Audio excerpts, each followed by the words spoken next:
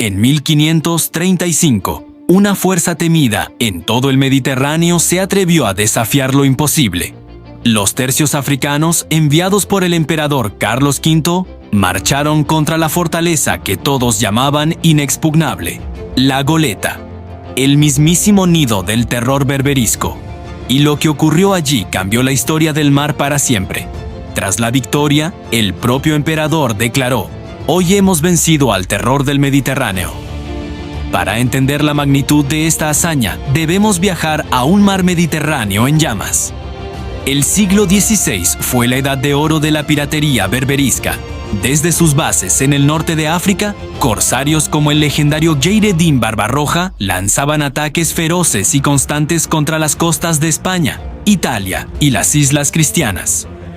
Sus flotas rápidas y ágiles sembraban el pánico, saqueaban ciudades costeras y, lo peor de todo, capturaban a miles de personas para venderlas como esclavas en los mercados de Argel y Túnez. Para los habitantes de la costa, vivir con la mirada puesta en el mar era sinónimo de vivir con miedo. Cada barco en el horizonte podía ser un presagio de muerte y cautiverio. La Goleta, una fortaleza estratégica a las puertas de Túnez, se había convertido en el principal bastión de Barbarroja, un puerto seguro desde el que organizaba sus incursiones y almacenaba sus botines. Era el corazón de la serpiente, el símbolo del poder otomano y berberisco en el Mediterráneo occidental.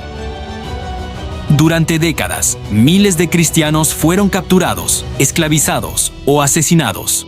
El Imperio Español, la principal potencia cristiana del mar, necesitaba una respuesta contundente, una que no solo defendiera sus costas, sino que llevara la guerra al enemigo. Y esa respuesta llegó con su infantería de élite, la fuerza militar más temida de Europa, los tercios. La paciencia del emperador Carlos V se había agotado.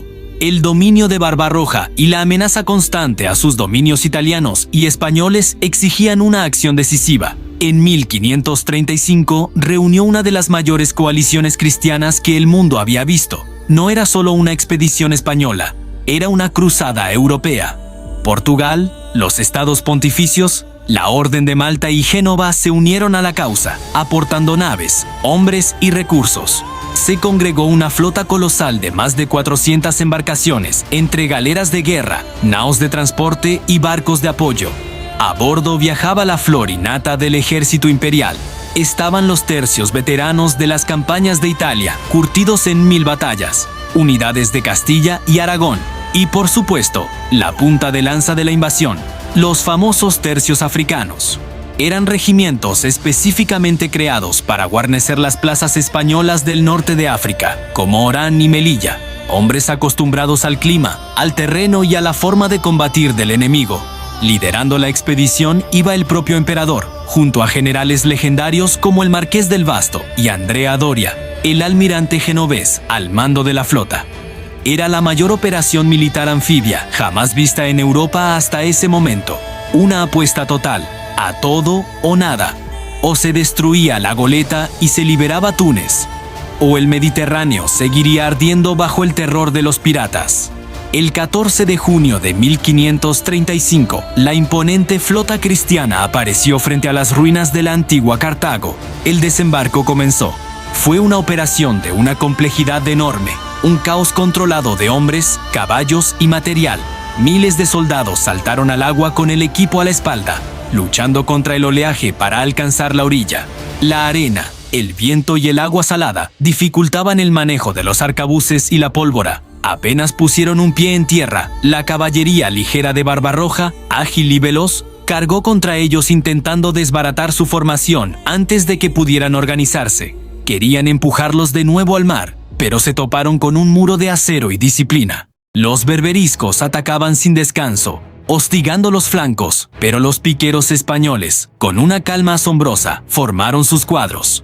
Un erizo de picas de 5 metros de largo, imposible de romper para la caballería. Los arcabuceros, protegidos dentro de la formación, respondían con descargas cerradas que diezmaban a los jinetes enemigos. Bajo un sol abrasador y el fuego constante del enemigo, los tercios avanzaron en formación cerrada, como una máquina de guerra implacable.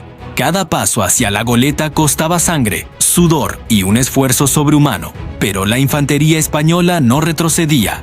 Una vez asegurada la cabeza de playa, comenzó la segunda fase, el asedio a la inexpugnable La Goleta.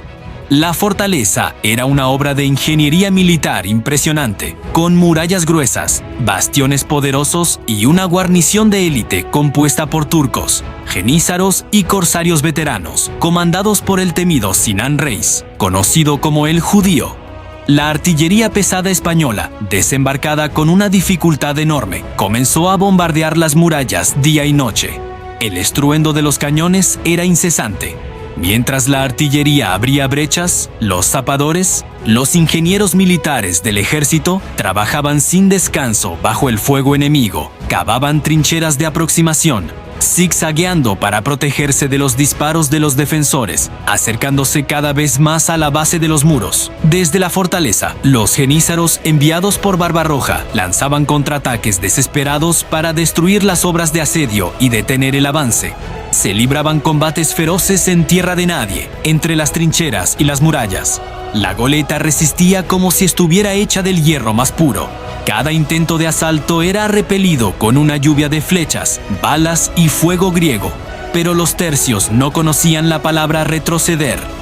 Día tras día, con una tenacidad increíble, avanzaban metro a metro, apretando el cerco sobre la fortaleza. Tras un mes de asedio agotador, el 14 de julio, la artillería española y maltesa consiguió por fin su objetivo. Una enorme brecha se abrió en uno de los bastiones principales. Era el momento. Las campanas de los barcos repicaron y los tambores de los tercios redoblaron, llamando al asalto final. Miles de soldados españoles e italianos se lanzaron a la carga, cruzando el foso bajo un fuego infernal. El combate en la brecha fue brutal, un choque salvaje de acero contra acero, cuerpo a cuerpo. Picas, espadas, dagas, hachas. Todo valía en esa carnicería. Los defensores lucharon con la ferocidad de la desesperación, pero la disciplina y el empuje de los tercios era imparable. Oleada tras oleada asaltaron la brecha hasta que finalmente lograron coronar la muralla. Una vez arriba, el combate se extendió por todo el adarve. Las banderas del Imperio Español y de la Orden de Malta comenzaron a ondear sobre las torres, señal de que la fortaleza había caído. Los defensores que no murieron, luchando intentaron huir en botes hacia Túnez, pero pocos lo lograron. Cuando los españoles entraron por fin en la fortaleza, el terror del Mediterráneo, atrincherado en La Goleta, comprendió que su reinado de impunidad había terminado.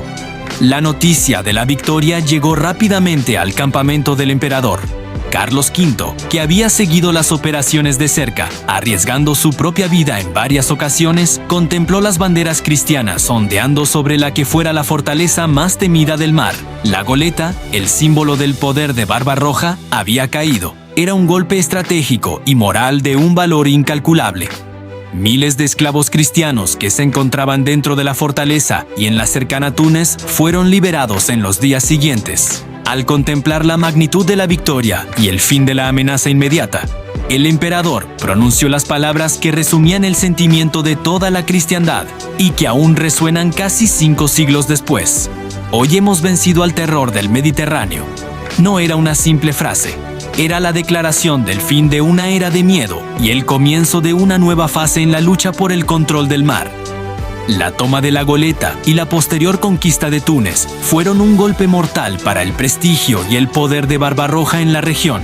Aunque la piratería berberisca continuaría siendo un problema durante siglos, nunca más alcanzaría el nivel de amenaza existencial que representó en aquellos años.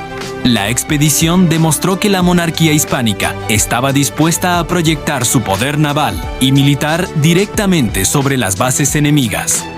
El Mediterráneo ya no sería el mismo. La victoria en La Goleta se convirtió en una leyenda, un ejemplo de lo que el coraje, la disciplina y la determinación podían lograr. Y en el centro de esa leyenda, grabada a fuego y sangre, estaba la infantería que lo hizo posible. Los tercios africanos, junto a sus camaradas de Italia y España, demostraron al mundo una vez más que para el soldado español del siglo de oro, ninguna fortaleza era inexpugnable cuando España decidía luchar. Gracias por acompañarnos en este viaje a una de las gestas más épicas de nuestra historia. Si te ha gustado, no olvides darle a like, suscribirte y activar la campanita. para no perderte nuestras próximas aventuras. ¡Hasta la próxima!